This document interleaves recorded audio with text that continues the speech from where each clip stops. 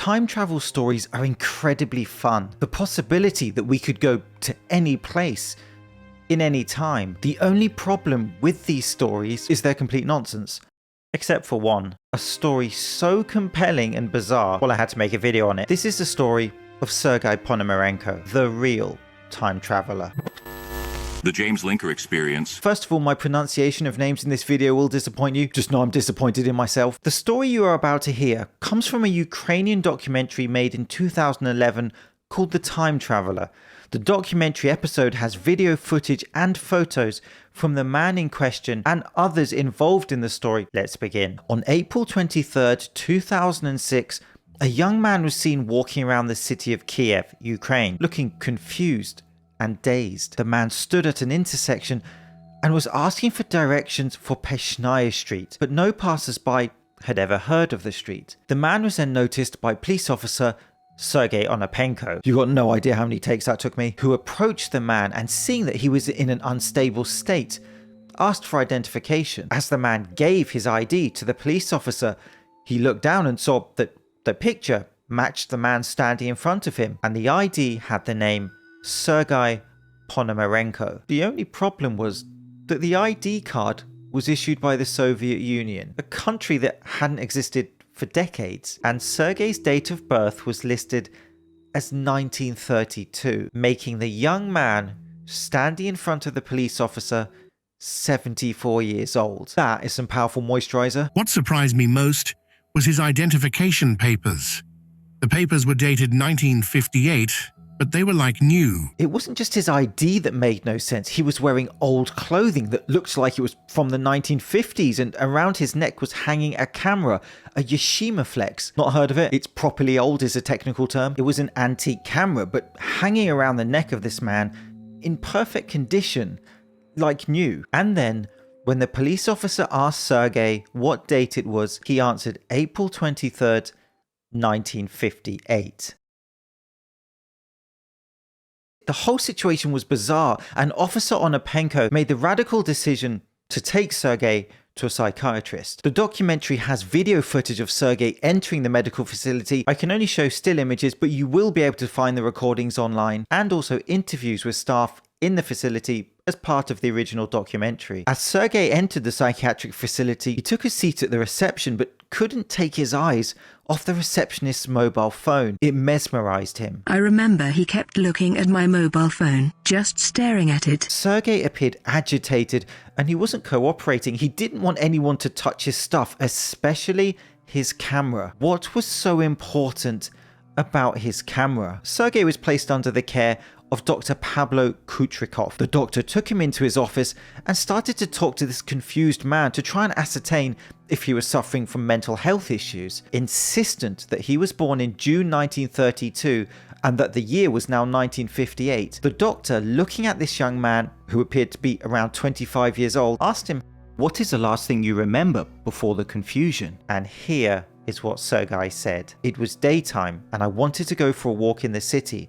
I took my camera, but when I left my house, I saw a strange object that had a bell shape, and it was very strange, and it was flying in a strange way. It is difficult to explain what I was seeing. It might be better to look at the photos from my camera." Of course, whilst being skeptical, the doctor then had the film footage developed, and this is where the story starts to get really weird. It was difficult to develop the film as it was very old film, not used in decades, so they called in a photography expert, Vadim Poizner. When you're in a psychiatric hospital and they call in a man called Poizner, just saying, Poizner duly developed the film, and what they found was incredible. Picture upon picture of Sergei in a much older Kiev. The cars, the streets, these pictures were of a Kiev decades and decades ago. They then found pictures of Sergei with a woman wearing the same clothes he was wearing now in 2006. And then sure enough, when Poizner developed the last photo on the roll, above an apartment block could be seen a bell-shaped flying object. Aliens. Now you are convinced that I'm telling the truth. I so far do not understand what this object is and how something like that happened to me at the same moment when I took the picture, and I went down to look at the object. Somehow I showed up in this year. Could the UFO the last thing Sergei saw before he disappeared be the cause of his time travel. Well, Einstein's theory of relativity may well explain it. If you move forward really fast, you can go forward in time, basically. I think that's how Einstein explained it. Dr. Kutrikov, in a follow-up session, went through the photographs with Sergei, asking him questions to try and understand them and him. Then the next day, when the medical staff went to Sergei's room to collect him, he was gone. The CCTV showed Sergei entering his room, but never captured anyone leaving his room. His room had barred windows, but yet Sergei had vanished. This was now a missing persons case. The authorities managed to find records where a man named Sergei Ponomarenko did indeed go missing in Kiev in 1958. A missing persons report with a picture of Sergei Ponomarenko can be seen here. But where had he gone now? After much searching, they managed to find the woman in the photos. Oh yeah. Her name was Valentina Krish. She was now over 70 years old, and when given the photos, in complete shock, she confirmed that her fiancé Sergei had indeed disappeared on that day in 1958. He was gone for a few days, and then he returned to her, but then vanished again in the 1970s. She then gave the investigators something they could not have imagined. There was one more photo. A photo Sergei had sent his girlfriend from the year 2050 with a handwritten message. It said he would be back soon. The photo shows Sergei stood in front of Kiev. You can see the Kiev statue, the motherland behind him. Certainly that city, but the other skyscrapers simply were not built in the year 2006. I'll say, Inspector Gadget. We were all thinking it. What became apparent was that Sergei didn't just travel from 1958 to 2006, but he had been even further into the future when he went missing in the 1970s. But after his last disappearance, Valentina never saw Sergei again. So where do we start with this one? Well, let's start with the fact that this information comes from a TV show called Aliens in the Ukraine, where one episode in the series was about the time traveler. Here are the other episodes in the series. The series has a director, an editor, a casting director. The man shown as Sergei and the doctors could simply be actors, but then again, perhaps the casting director was for the recreations within the episode. At the start of the episodes, they tell you that further scientific research is required. No, just a pair of eyes and common sense, really, because there are massive holes in this story. The old closing camera. Can you get hold of an antique camera in good condition? Well, yes. People do preserve things, and also companies recreate vintage items in the modern day. So could an actor appear in old clothing that seems like new? Well, yes. Those details are just not compelling to me. It is possible that the cast of this story are all, well, fake, played by actors, and that the man called Sergei isn't really Sergei at all. That is a very real possibility. But what about the ID card?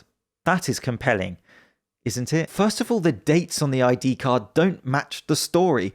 His birth month is listed on the ID as March, but he told the doctor in the psychiatric session that his birthday was in June. Him just being forgetful? No, the ID is fake. Here is a Soviet-era ID. The stamp is incorrect, from the Communist Youth League, not the stamp that would have been used in those times. The layout where his birth date is written on the left side is also not accurate to the Soviet ID cards. When you see a confused man in the street, do you send him straight to a psychiatric ward? Sounds a bit extreme to me. We have the alleged time-stamped video footage of the doctor interviewing Sergei. Well, it's not CCTV footage. It's too clear. It's smooth. Just doesn't look natural. You may say I'm being subjective there. Okay, fair enough. But this isn't. The day he was apparently taken to the facility was Tuesday the 23rd of April 2006, but the lobby camera at the medical facility shows Wednesday the 23rd of April 2006. Different days. But not only that, the 23rd of April 2006 was actually a Sunday. This is a faked and incorrect timestamp on alleged real footage of Sergei. That ain't good. But what about the pictures? Again, very possible to do with basic photo editing. Sergei in the Ukraine in the future is the exact same picture as the one on the missing persons report, allegedly taken in 1958. Same clothes, the collar turned over, his right eye has been altered and he's been made to look a little older, but come on now, it's just the same photo touched up. But in any case, if you're not convinced at this point, even though I've not been to the year 2050, I'm pretty sure that the Ukraine does not have the Empire State Building in it. That's worse digital editing skills than, well, me. If this were real, these errors just wouldn't exist, because it would be real. But again, when you watch the hundreds of YouTube and TikTok videos on Sergei Ponomarenko, not only will you lose brain cells, they present the story without the critique because it's more hard-hitting and gets more traction on social media. I think that the Sergei Ponomarenko story was a very well done piece of fiction for a TV series, but the small details give it away. But that won't stop us wondering, what if we could time travel? Where and when would we go? Why are we so fascinated with the prospect of time travel? And if we could, how would that impact our lives in the present? This is the James Linker Experience. Thank you so much for watching. I'll see you soon.